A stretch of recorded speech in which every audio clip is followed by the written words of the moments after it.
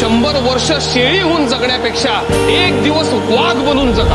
आठवण इतिहास येई साहित्य बोलती